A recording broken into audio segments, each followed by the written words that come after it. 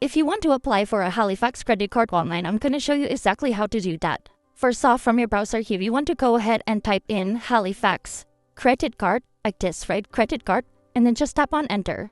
Now on here, you can see on the first one that shows up, it'll say apply for credit card online. You just want to tap on this.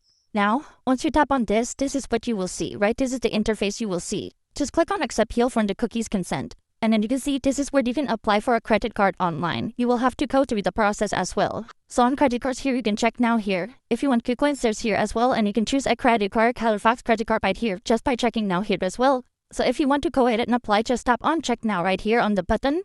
And then let's just wait for this to load.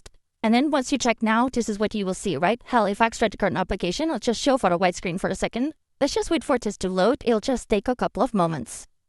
Once it loads, you will have to check your eligibility, right? So on here, you will have to fill out all of these, your Mr. and Mrs., your first name, middle name, when we were born, what's your gender, marital status, and then see if you apply. So for example, I'm a doctor here, and then my first name is example, and then names is John, and then the last name is Smith, right? So Smith like this, and then when we were born, I'm just going to put in like 03, and then I was born in the year February, and then on the year I was born in 1998. And then my gender, male. Mine was started as father. I'm married / civil partnership.